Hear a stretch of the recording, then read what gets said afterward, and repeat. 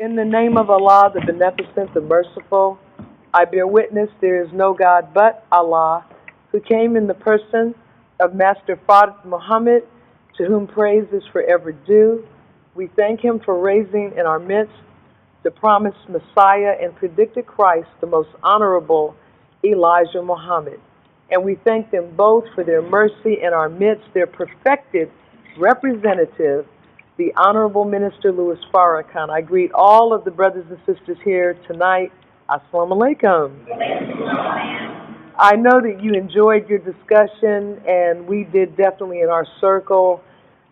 Those who were out to hear Minister Farrakhan on Wednesday, I know we're exhilarated, and it seems like some brain cells were really opened up by hearing from him on Wednesday, because I was hearing profound wisdom out of the circles, and I learned things I never knew. Like I never knew, I think Brother Michael explained to us that the female cow, we knew that a heifer is a female cow, but I didn't know it was a female cow that had never given birth.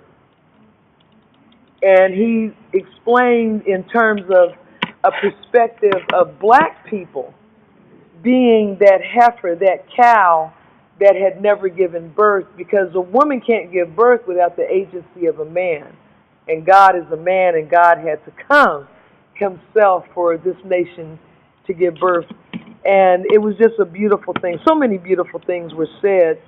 But one thing that struck me this evening is the phrase, "They are sure of the hereafter."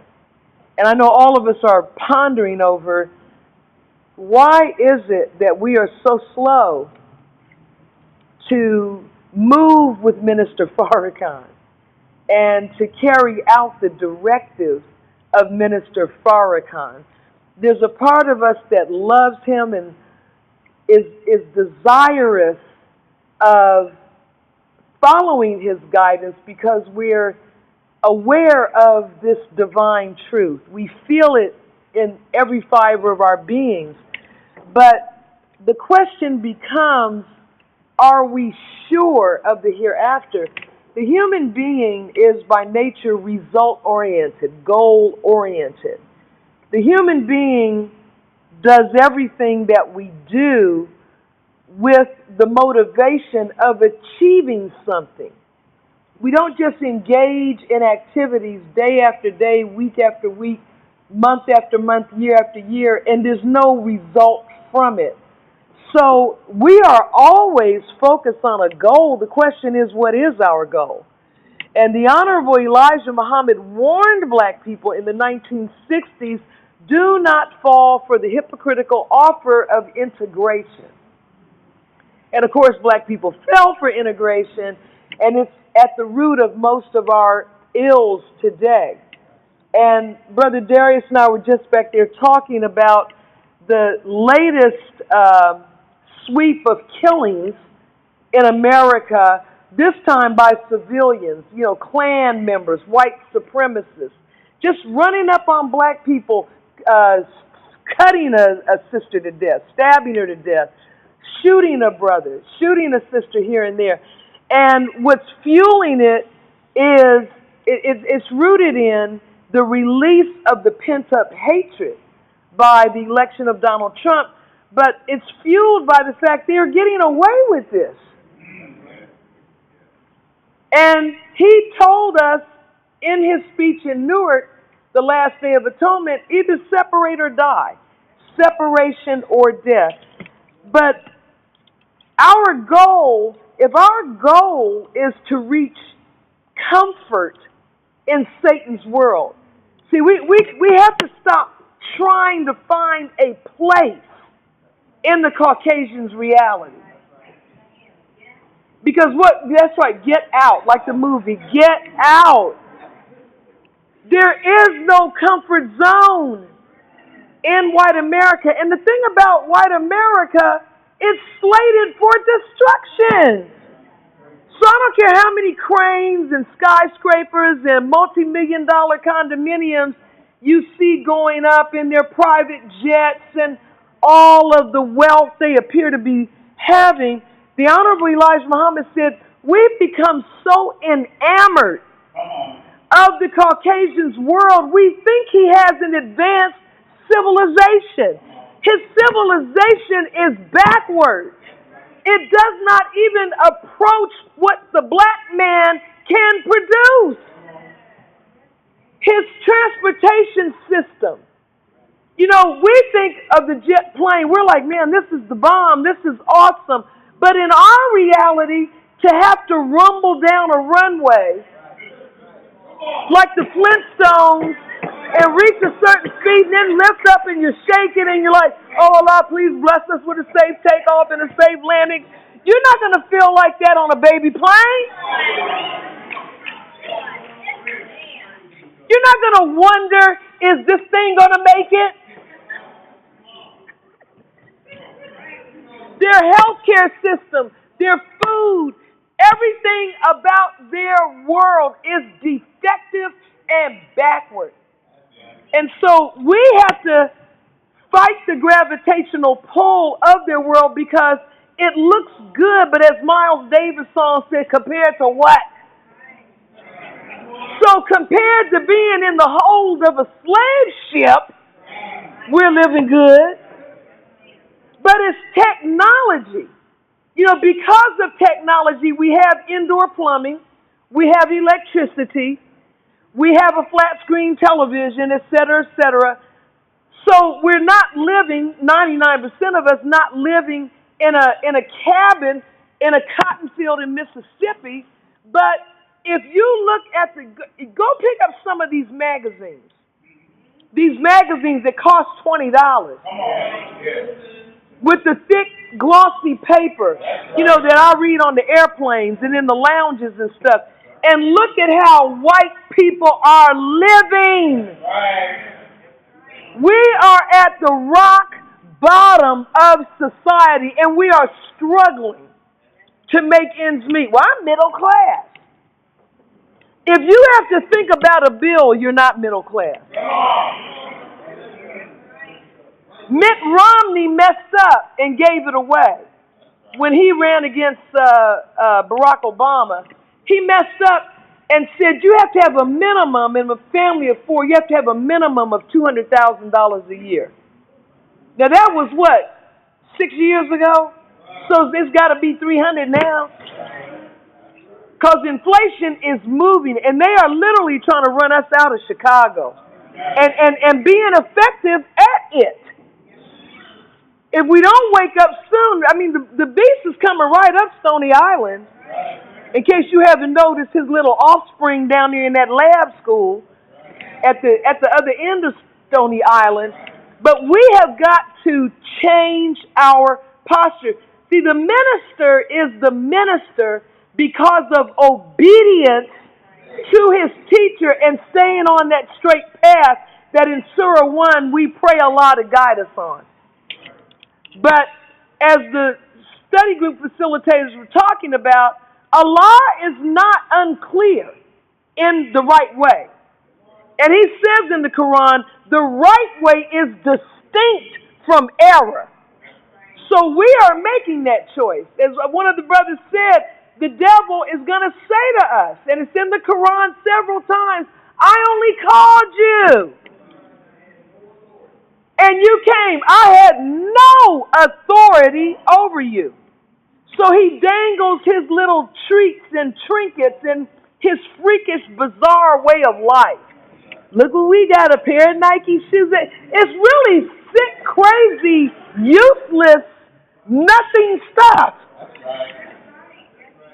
That we are selling the souls of our children for, a car that is depreciating. A Mercedes-Benz may take longer to go down than a Kia. Absolutely. And it absolutely is more comfortable, but it's going down. It's going down.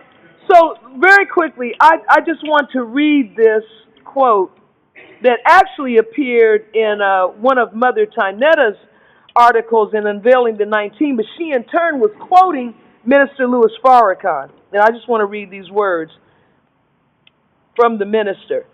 And it's under the title, he delivered this in 1984, The Reality of the Hereafter.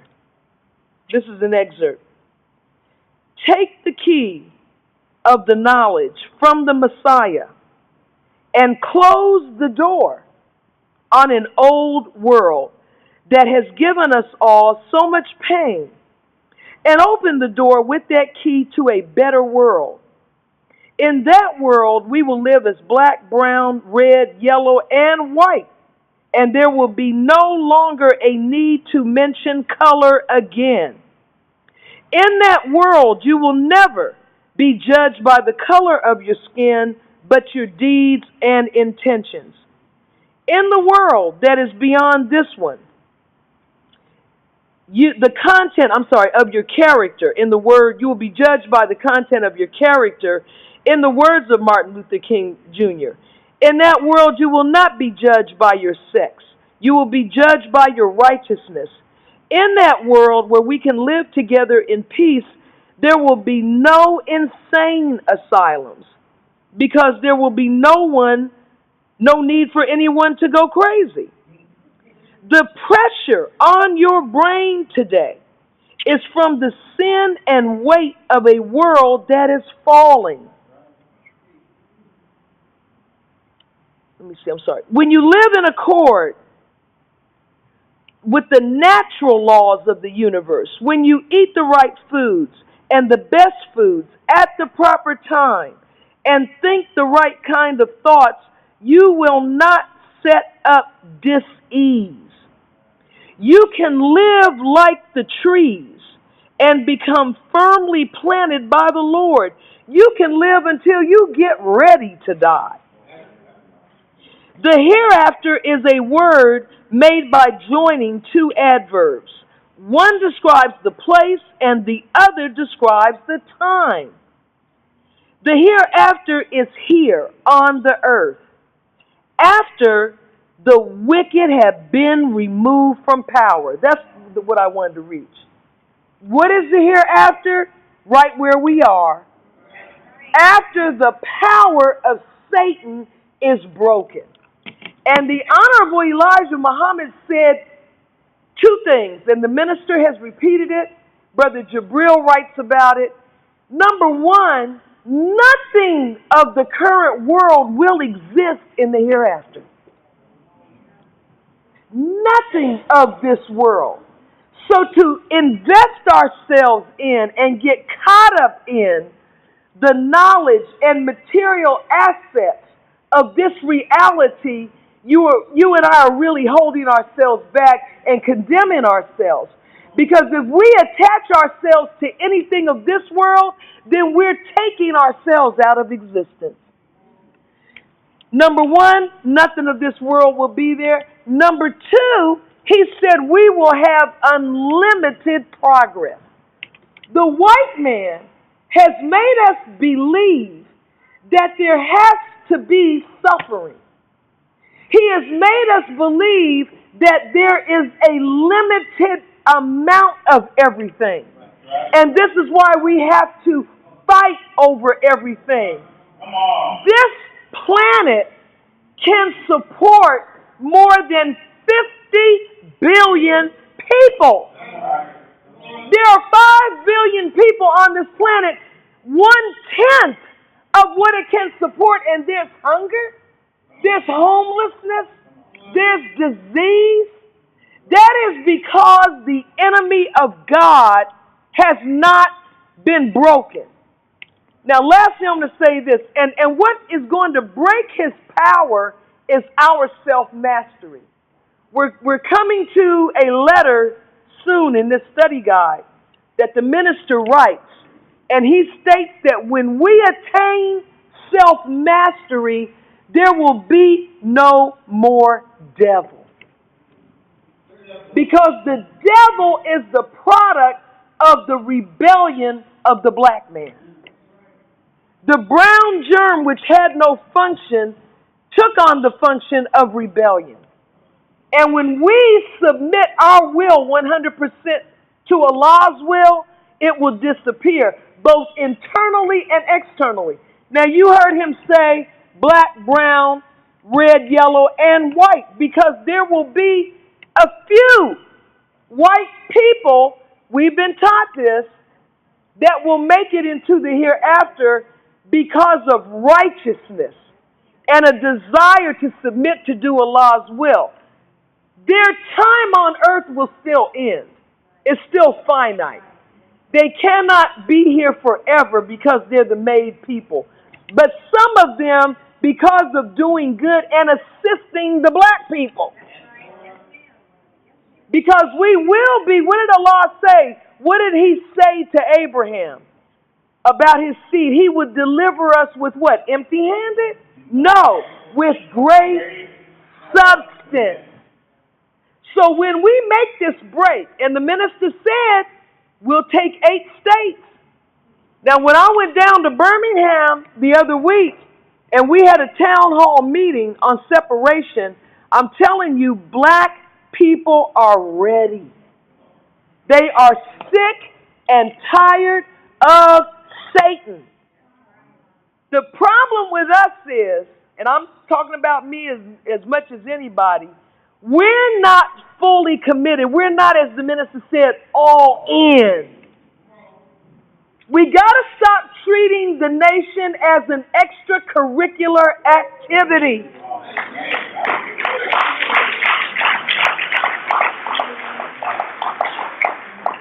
This has to be first, last, and always. Our thoughts have to, no matter where we are right now, as he pointed out, we got to be thinking and planning. Sister Stacy shared a link with us of a lecture delivered by Minister Farrakhan here in 1994 called Belief in Allah. Belief in Allah. And in it, he is talking about focusing. He says you think good thoughts, but you don't think on the thought for long enough. Yes, let it marinate.